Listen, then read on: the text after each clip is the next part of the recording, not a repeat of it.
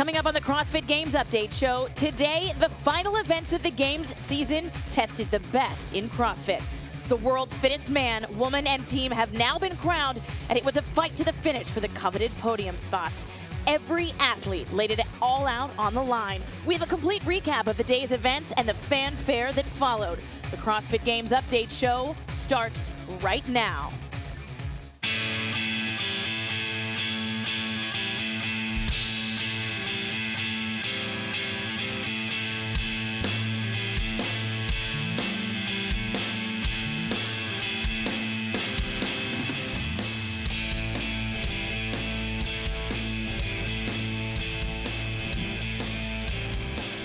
Hello and welcome to the CrossFit Games Update Show here live in Carson, California. It was the final day for the CrossFit Games of 2013. The fittest has been crowned, and Rich Froning, we do in fact have a three-peat. We do. You know, the champ has returned, and the SoCal ladies made a hell of a staging a comeback today. They did make a comeback, but they could not catch Samantha Briggs. What an amazing performance all week long, and what an amazing event. No surprise at the top of the leaderboard, but there was certainly a shakeup at the bottom, or at least for second and third. The first event that they took on was the sprint chipper, 4-time 21 GHD sit-ups, 15 snatch, and then 9 wall burpees. Here we have the champs' first place finish. It's hard to believe on the third day. I think, you know, Rich is amazing, but he's also human, right? And you could tell just looking at him that he wasn't quite the normal Rich we were used to seeing. And so him getting a first place finish is, anyone would be happy, but it's just what he needed to bring out the old Froning. Started out very consistent on the GHD, but really made his move in the snatches. And once he gets to the wall, kept checking to see if anyone was going to catch him, and, you know, went out there and got Dan Bailey's time. And I remember before this being back in the athlete area, talking to some people about what would be a great time. And we're like, man, if somebody does this around 3 minutes, like we'll be talking about, like, God, can you believe how fast they did that? And Froning coming in at 2:28. Yeah. Could anybody catch him? The answer to that is no. We caught up with him, though, on camera, and here's what he had to say about that final first place finish.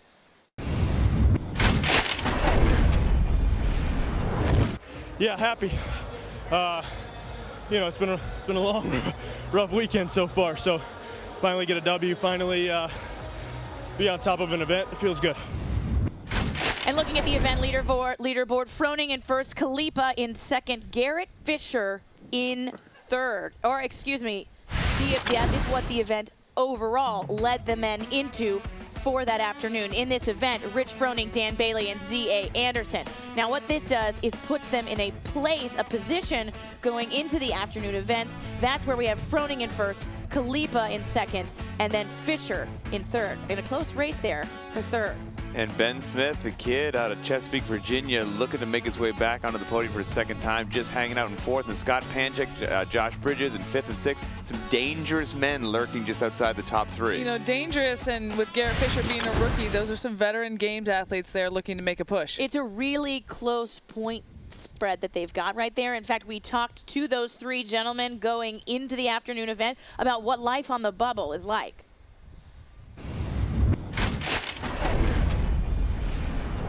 Every little place here, it means so much to each and every one of these individuals.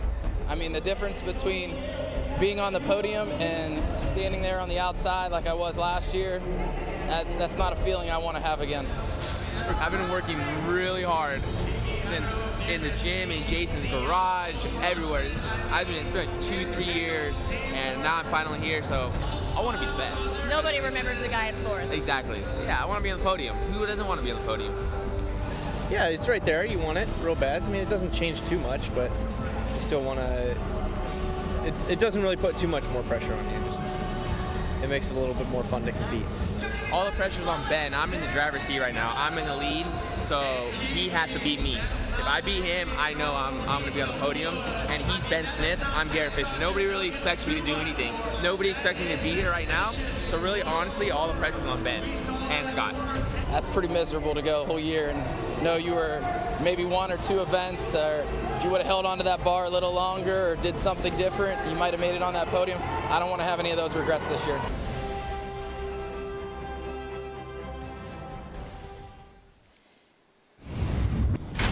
He's Ben Smith. Smith. I'm Garrett Fisher.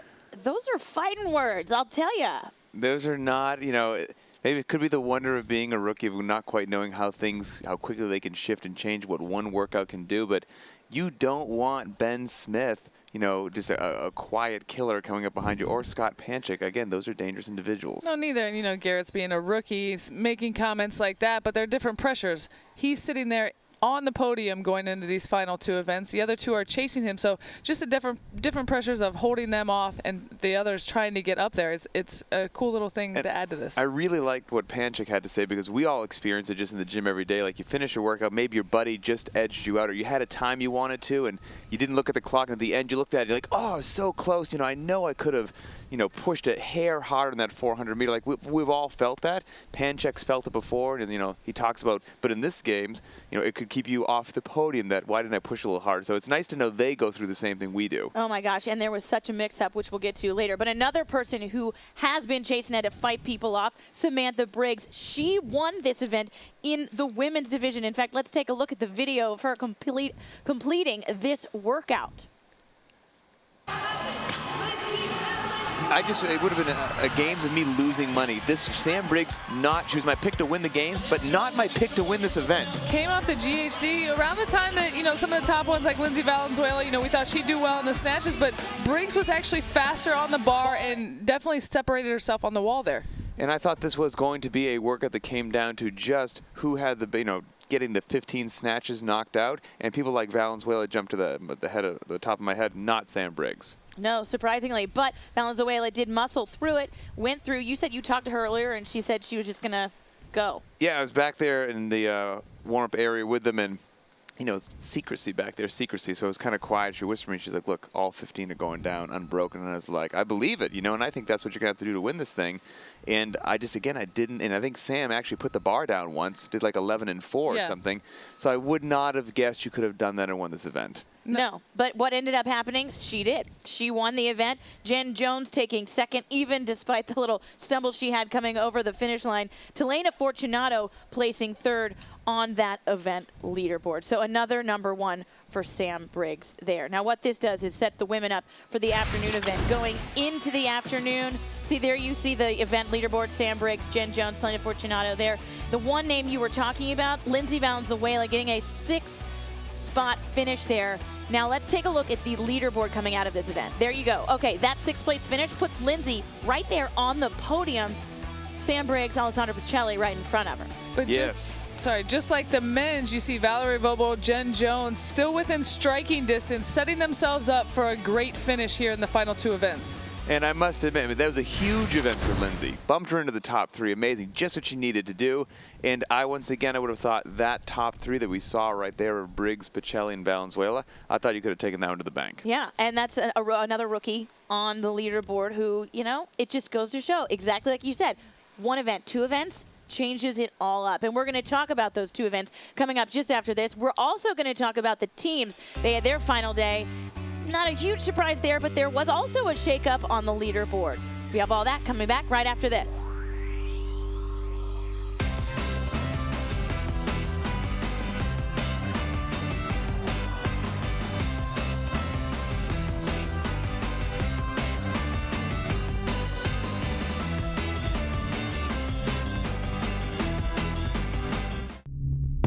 People assume the life of a professional athlete is all glamour.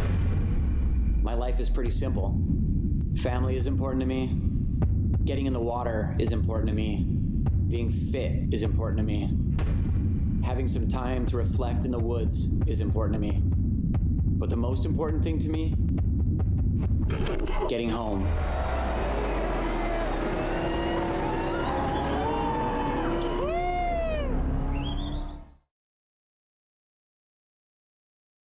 We're all human beings. We all can laugh at the same jokes. We all can share in the same heartbreaks. It doesn't matter if you're a CrossFitter or you're a water skier. We're all trying to find our moment where nothing else matters, everything else falls away, and you're so in the zone that it doesn't even feel like real life.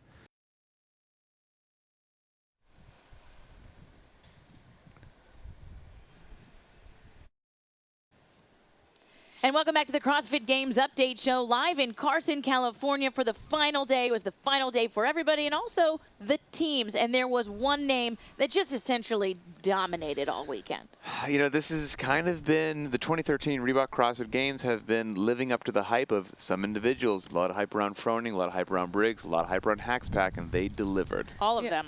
We've heard, you know, we talked with Tommy and, you know, all the training they put in, all the communication, and what these workouts this weekend came down to were leadership, communication, and just all the training they've put into them. And this first workout that they tackled for the day, it was each couple completes 500-meter run, 25 GHD ball passes, 25 overhead squats, 140 for the men, 95 pounds for the women, and that happens in unison, followed by 25 wall burpees, alternating each partner. As we said, Haxpack took it, and boy, they took it and ran with it, literally. Yeah, literally, and they had the fastest wall burpees of anyone there. No one could touch them. Yeah, it's like all the other events here today. I mean, they have 4 first-place finishes out of 10 events, but they were ready to come out today. They had a 100-point lead going into this, so they didn't need to finish on top, but they ran away with this one. And if you're looking to compete as a team at the CrossFit Games, I mean, just take a page out of these guys' books a couple years in a row. Consistency, practice, dedication, teamwork, leadership, they have it all. Taking a look at that video, I mean, you just literally slide right there into first. Now let's look at the leaderboard for this event. Haxpack coming out on top. And as you said earlier, Katie, they had such a lead, essentially, that they didn't even need to complete the next, or to win the next workout. They just need to do the minimum work requirement. Let's take a look at the overall leaderboard where this puts them. See, they have such a lead, they didn't need to complete that next workout, but they decided they were gonna go for it anyway. I mean, that's the CrossFit spirit, right? I mean, that's tough to wrap my head around because all the teams here are incredible, full of amazing athletes. They've been excellent. You know, their coaching is excellent. They all have the shot at it. To be so far ahead of your peers, it's a testament. Just, you know, there's no one near them. Well, we asked them though. I mean, if you only have to do one handstand push-up, is that what you're going to do, and then just call it a day? And their coach, obviously former Games individual competitor himself, said absolutely not. This is our birthday cake. We wait all year for this. We're going to go for it.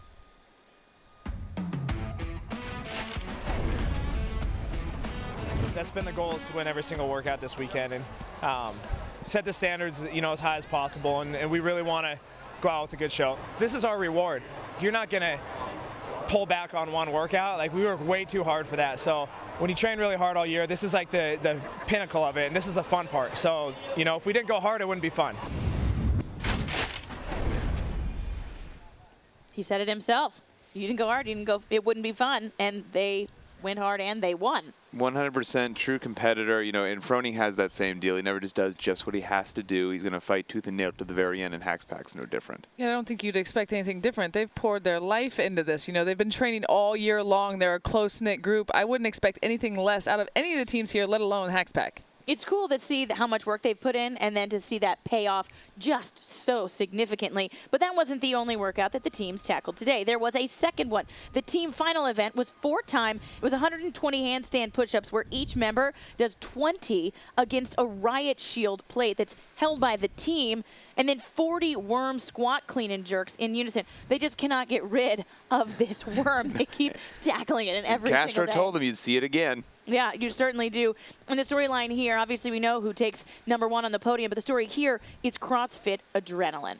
Yeah, they needed to make a big move to make sure they were going to get themselves where they wanted to be in that top 3, and this is exactly what they did. They came out on this workout, went hard from the very beginning, ended up getting the #1 spot, but you see the teamwork they have to do with this riot handstand push-up board.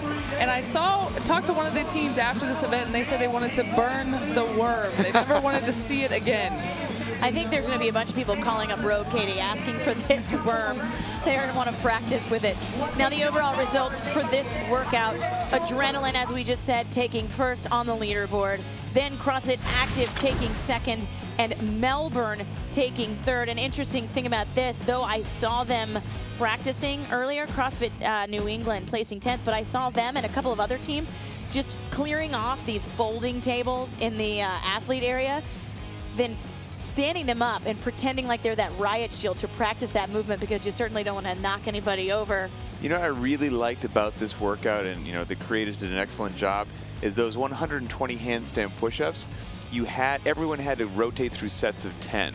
And it wasn't like back in the day, like, hey, just knock them out, you have to get to a certain number. So if you had somebody that just wasn't good at handstand push-up, and I'm personally not, you know, Dave Castro was like, if that person does one, the rest of your team's going to just wait there and wait there and wait there until that person does a set of 10. You couldn't avoid having a weakness or a hole. Yeah, and what ended up happening, just to really briefly recap the overall standings after that for the winners of that day, Hacks Pack taking first, no surprise there, followed closely by former Games champions, CrossFit New England, and then Adrenaline, as you said, that third spot on the leaderboard. Hacks Pack loving it, and once again back in the athlete warm-up area, I got to talk to Tommy Hackenbrook, kind of picking his brain, what makes your team so amazing, this and that, and he was bragging on his team a bit, but then he kind of bragged on his family. He's got a couple of little kids that he takes to the gym with him, and he said his little son, I believe, is 3 or 4 years old, did like a 3-a-day with him, like a reduced version of a 3-a-day with him the other day. And so cool, he said he looked up at him and it was like, so Dad, you know, you're incredible, but you weren't working out. I'm 3 years old working out, so I'm going to be much bigger and stronger than you, right? Because I started at 3. And he was like, yeah, actually, you're right. You'll be much better than I am. So the new generation is growing right now. You know, and it's scary and it's exciting. And speaking of that new generation, there was a CrossFit Kids competition that was taking place over at the track that you didn't get to see. So we sent a camera over there to tackle it and to see exactly what those kids were doing. And we watched this video earlier. It is impressive. Take a look. It consists of basically demonstrating what the CrossFit Kids program, the teen program, can deliver, just to get the kids together, let them compete, because we know they love to compete, but really it's an exhibition of what the teen program is capable of delivering for teens. It's awesome. It's just a great opportunity to be here with some of the best teams in the nation and world, all in one spot, competing against them. It's great to do a workout like that and test myself against some of the best athletes in my age group around the world. We're giving the kids a venue in which to compete with their peers. And we're benefiting all the CrossFit for Hope initiatives, because everything that comes in on registration for this all goes to the CrossFit for Hope program.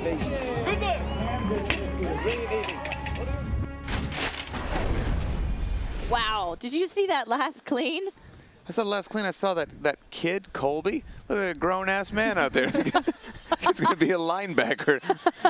My God, I was stuffing Oreos in my face when I was his age. They're doing cleans and muscle-ups. And that's the scary part, is it's like if they're doing that at whatever, 15, 16 years old, fast forward 10 years, not even that. I mean, Ben Smith, he's 23. At 23, yep. What are they going to be doing? Coach Glassman had some comment years ago, and I'm probably butchering it a bit, but with the kids program, where you give me a kid at a certain age, expose him to gymnastics, the Olympic lifts, sprinting, things of that nature. Check back in 5 or 10 years later in high school, everyone's going to think he's the genetic freak. Oh, he just has good genetics. It's like, no, it's not good genetics.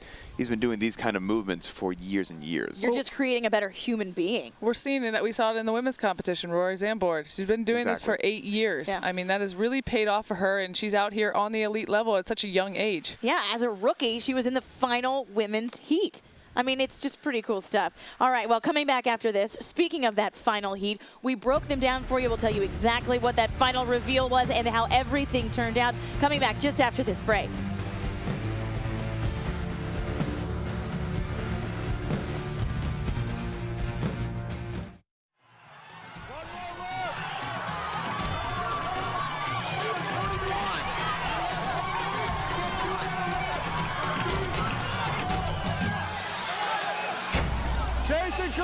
CrossFit Games champion. Jason Khalifa, ladies and gentlemen, the 2008 CrossFit Games champion.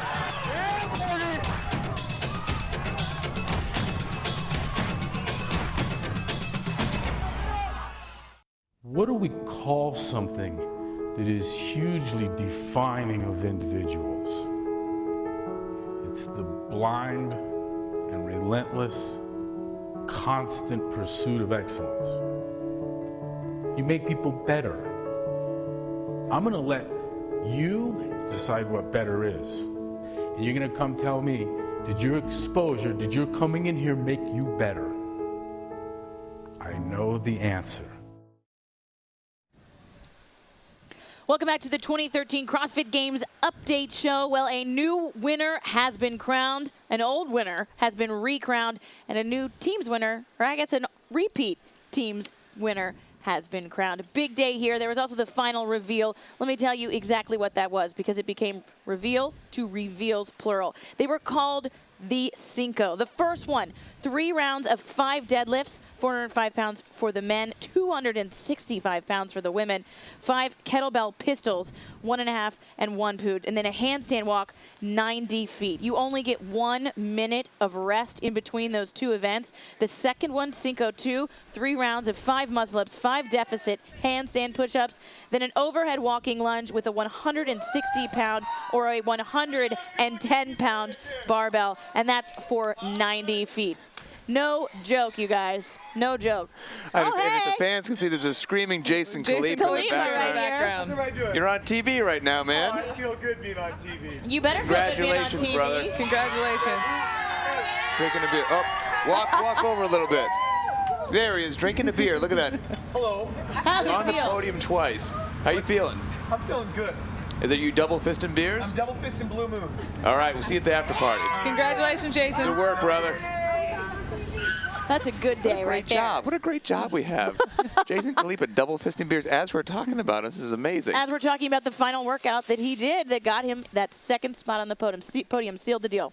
Yeah, I mean, and Cinco 1 and Cinco 2, I really liked these workouts. And you have heavy weight, you've got a below parallel, pistol, but with a kettlebell. We're going overhead, but a weird overhead. We're going to walk on our hands, so a little bit of everything. Yeah, love these combinations of these workouts, and I really like the minute break and going right into the next one. They thought they were going to have one more workout, but that never happens. We had 2 workouts. Of course. And a lot of points. That's 200 points on the line. So even up until, the final event of the competition, we could have some big shifts, and we saw that. Yeah, a lot of work, not a lot of rest, and you're right, some big shifts. Let's go ahead to the women. When it comes to Cinco 1, Elizabeth Akinwale is the one who took that. Boy, I'll tell you, her handstand walk was impressive. Honest to God, I mean, we knew she was strong. We knew when she picked up the barbell for the deadlift, there wouldn't be a problem for her. But the story really began once she finished that and got upside down walking on her hands. Yeah, and you can see she's actually walking at the same pace as her judges walking alongside of her. And, if you go back to last year, she actually did really well in the handstand walk for length there. So not a surprise here, and ends up getting her first win of the competition. And just what she needed to. Again, she was a lot of high blood pressure going in there as Elizabeth Akinwale, one of the very most well-known athletes, and fans loving seeing her kick ass in this event. And let's take a look at what happened out of this event. Elizabeth obviously taking first, even though she wasn't in the final heat. Telena Fortunato, another woman who's good walking on her hands, in second place. Danielle Horan in third. Now let's move ahead to Cinco 2. Another name, Telena Fortunato, you saw her place second in Cinco 1. Cinco 2, we've got video of her competing in that. She's just killing it. She made the podium last year, and, I'll let the cat out of the bag. I mean, winds up being top 5 again this year, and they're just telling me Telena Fortunato is for real. Wasn't a one-time fluke. This lady is good at everything.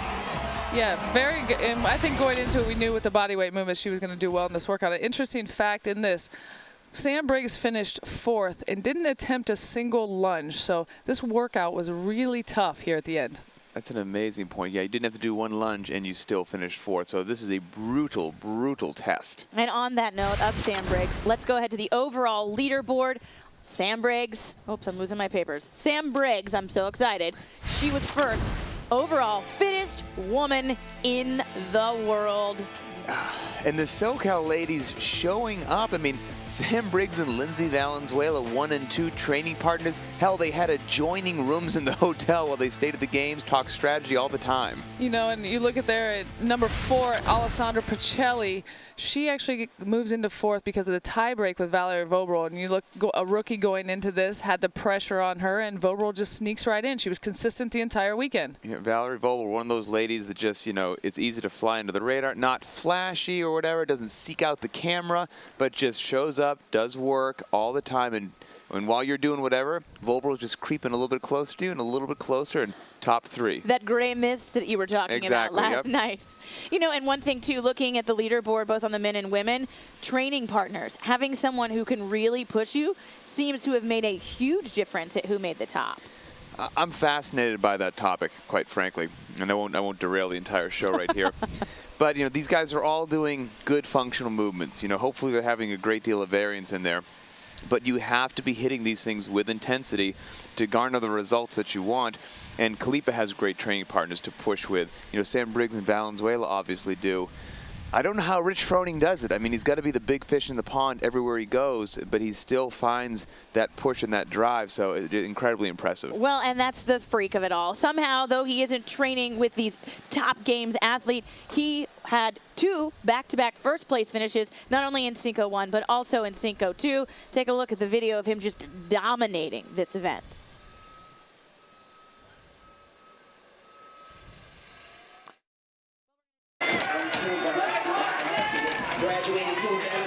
And Rich Froning, I mean, just, we knew he wouldn't struggle with the deadlift, but once he got upside down, once again, he needed this win, and he got it. You know, in Cinco 2, we talked about it with Hackspack. He could have let off the gas a little bit, but that's not who Rich is. And you see right here, he took it to the finish, finished with a win, and came out on top.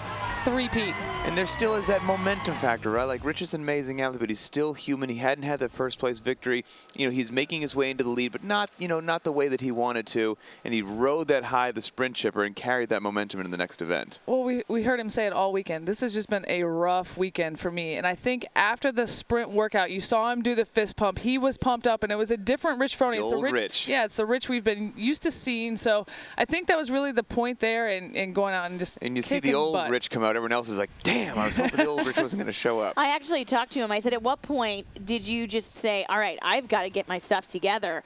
And he said it was the clean and jerk, that it was an event he felt like he could tackle, and the mentality kind of switched there, and he was able to be like, okay, I'm no longer just like fighting for my life in these long workouts and trying to survive. So that made a huge difference for it. And let's look at the event leaderboard for Cinco. Obviously, Rich Froning taking first on that one. Ben Smith in second. Scott Panchik in third. All big names who need it. Now, Cinco 2, Rich Froning, Josh Bridges, and Jason Khalipa. Very familiar names in the top 3, which takes us into the overall leaderboard.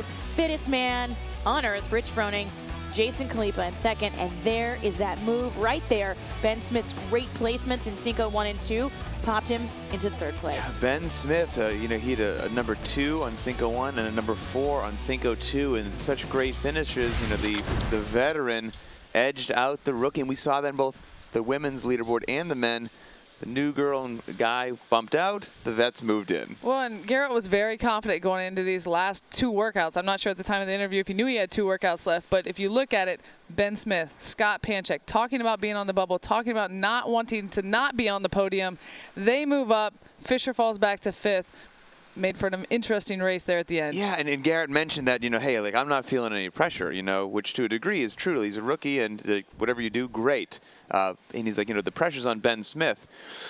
Ben Smith didn't seem to be under a lot of pressure. He was just chilling with a little hat on. Yeah, you know, just going to do whatever. I'd like to be on the podium. If it happens, great. Like, that's just, he is cool, calm, and collected, so that just makes him more of an interesting character to be chasing you. Well, I caught up with Garrett after this event, and I was like, so what happened here, pal? And he's like, I lied. I hate pistols, and I really just am not super great at them. And that's where he struggled, at least on Cinco 1. Obviously, he just was having a lot of trouble getting no rep on those pistols, and that bumped him. He's now in 5th overall. Still top 5, though. And here's the deal, okay, like, you know, and you mentioned it in your interview, you're like, no one remembers, you know, 4th place. And it's true, we'll talk about 1, 2, and 3 constantly. And somebody that maybe is a well-known athlete falls a little bit out of the grace, it's easy to go, oh, they're done, you know, like a lot of pressure coming on Dan Bailey. Going to be on the podium. He finishes in 8th overall. Dan Bailey's done. He's not done by a long shot. You know, just because they're not in the top 3, these guys are still for real. You think Scott Panchik's not going to show up next year, just tough as ever? Garrett Fisher, young kid, 22. I expect big things from him next year as well. Well, one of the questions that I asked him, and obviously you have to edit everything down, one of the questions that I asked those 3 gentlemen who were on the bubble is, you know, what happens if you don't make the podium? every single one of them said, well, that's just going to light a fire under my ass for next year. Exactly. I mean, they don't like not winning. None of these men and women are okay with anything but a winning spot, which is why they're here. Yep, 4th and 5th is a motivating spot. But that's what a true competitor is. That is what drives you. Everybody here wants to win. If you don't want to win, you probably shouldn't be here, and you probably won't be here. So that is why all these guys have that drive behind them, and I expect all of them to go home, take a few weeks off, start hitting the training hard, and, you know, they will be back next year trying to hit it hard as ever and trying to win and knock Rich off the top spot. And you talk about that drive, that motivation, and that spirit. We want to go ahead and mention who won the Spirit of the Games. That is a former athlete, Kristen Clever, former Games champion. Yeah, and we watched Clever compete at regionals, and, you know, she had hurt her shoulder the whole time doing like the lunges, wincing, and then she showed up this weekend, 7 days, whatever, with a sprained ankle from basketball. Yeah, I was out playing basketball a week or two before the actual games and sprained her ankle, and, you know, still went through every workout. We saw, you know, the guy with the busted hand this weekend, you know, blown eardrum, but Kristen went out there, gave it her all and everyone, and, you know, in true Kristen Clever fashion, had a smile on her face the whole time. The entire time. All right, well, let's just wrap it all up. We have Sam Briggs, Rich Froning, and Hackspack. I don't think anybody's surprised by those, but a lot of shakeup, a lot to talk about, and very exciting things that happened here in Carson, California. What do you guys think? Just quick, lasting thought, 2013 CrossFit Games. Man, honestly, I know being here, we have to be an impartial observer of the sport, but let's put that aside for a second. I'm so happy to see Cleveland make it onto the podium again. He's my boy. He's from NorCal. He works super hard. And Sam Briggs, I'm a huge fan of her struggle with the knee. I'm glad for her to make it on the podium as well. And also just the volunteers. We have to give a huge shout out to the volunteers. Yeah. And these guys, men and women, bust their ass. There's hundreds of them you don't see. This thing would come to a grinding halt without you guys. So thank you very much. Katie? Yeah, I mean, this event has just gotten so big and so amazing. Like Pat said, it couldn't go off without the volunteers. And I think, you know, you look at our two champions in Sam Briggs and Rich Froning. They won the Open. They won regionals, and now they won the games. You know, Sam didn't have as much pressure. She had a year off to kind of get through this. Rich has had the pressure of being the two-peat. I am really proud of Rich coming out here. He fell way behind, but he ended up on top of the podium just by doing what Rich does and clawing his way back. And he's got to be proud of all of his victories, but this one, this is such a different test. 3 years in a row, like, you got it, brother. You're the fittest person in the world. I mean, my God. A lot of hard work and a lot of heart. That is going to have to wrap it up for us here live in Carson, California. The 2013 CrossFit Games are in the books. We'll be back to see you soon. For Caity Henniger, Pat Sherwood, and myself, Emily Tuner, have a great night. Hope you enjoyed it.